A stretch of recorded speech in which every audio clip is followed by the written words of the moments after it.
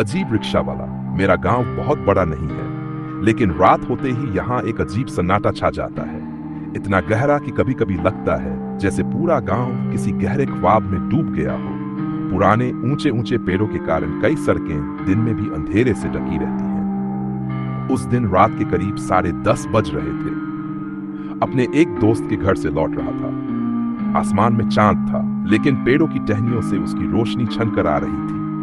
हमारे गांव में इस बार सरकार गैस की पाइपलाइन बिछा रही थी, इसलिए मेरी रोज की जाने वाली सड़क खुदी हुई थी और बंद थी। अब घर लौटने के लिए मुझे बाजार पार करके एक पुरानी मिट्टी की सड़क से जाना था। यह सड़क बहुत कम लोग इस्तेमाल करते थे, लेकिन मेरे पास और कोई रास्ता नहीं था। मैं सड़क के किनारे खड़ा होकर रिक्शा का इंतजार करने लगा। गांव में वैसे भी शाम के बाद रिक्शा मिलना मुश्किल होता है, और इतनी रात में तो और भी ज्यादा। करीब 10 मिनट बाद दूर से एक रिक्शा आता दिखा। रिक्शा वाला कुछ अजीब सा लग रहा था। उसकी उम्र का अंदाजा नहीं हो रहा था। सिर पर एक गंदा गमछा बंधा हुआ था, शरीर पर मैले कपड़े थे, लेकिन सबसे अजीब थी उसकी आंखें। बिल्कुल खाली हैं, जैसे उनमें कोई जान ही न हो। वह धीरे धीरे मेरे सामने आकर रुका। रिक्शा खाली है, जाओगे? कहां जाना है? उसकी भारी आवाज सुनकर मुझे थोड़ी घबराहट हुई, लेकिन डर को नजरअंदाज करके मैंने कहा, चपराकली बाजार पार करके पुरानी बैंक रोड के मोड़ तक। रिक्शा वाले ने बस सिर हिलाया और कहा, बैठो। मैं रिक्शे पर बैठ गया, लेकिन बैठते ही मुझे अजीब सा एहसास हुआ। रिक्शे से किसी भी धातु के चलने की आवाज नहीं आ रही थी। वह एकदम खामोशी से आगे बढ़ रहा था। और तो और हवा में अजीब सी ठंडक थी, जबकि रात गर्म थी। जब रिक्शा पुरानी बैंक रोड से होकर बरगद के पेड़ के पास पहुंचा, तो मुझे महसूस हुआ कि पीछे कोई बैठा है। मैंने गर्दन घुमाकर देखने की कोशिश की, लेकिन वहां कुछ भी नहीं था। फिर भी मेरी रूह कांप उठी। अचानक एक धीमी लेकिन साफ आवाज सुनाई दी, अब्बा मैं भी चलूं?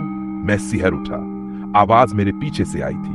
धीरे धीरे मैंने गर्दन घुमाई और देखा, एक छोटा लड़का, शायद 6-7 साल का, रिक्शे के हुड को पकड़े खड़ा था।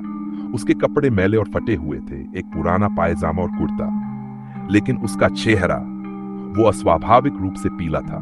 उसकी आंखों में एक अजीब खालीपन था और होंठों पर हल्की मुस्कान। मैं कुछ बोलता इससे पहले ही मैंने देखा, रिक्शा वाला मुस्कुरा रहा था, लेकिन उसकी मुस्कान में कुछ था, कुछ ऐसा जिसे शब्दों में बयां करना मुश्किल था। एक ठंडा डरावना एहसास। हवा और ठंडी हो गई। मुझे ऐसा लगने लगा जैसे मैं कोई सपना देख रहा हूं। बरगद का पेड़ पार करके जब हम पुराने बांस के चुरमुटों के पास पहुंचे, तो रिक्शा अचानक रुक गया। रिक्शा वाले ने पहली बार मेरी तरफ देखकर कहा, अब उतरो। मैंने हैरानी से कहा, लेकिन मेरा घर तो अभी भी दूर है। इस बार रिक्शा वाले ने मेरी ओर मुड़कर एकटक देखा। उसका चेहरा जरा भी हिला नहीं, लेकिन मुझे साफ साफ सुनाई दिया, उतरो। अब डर मेरी रगों में दौड़ने लगा था। मैं अकेले उस सुनसान जगह पर उतरना नहीं चाहता था, लेकिन मुझे ऐसा लगा जैसे किसी ने मुझे धक्का देकर गिरा दिया। मैं सड़क के किनारे गिर पड़ा।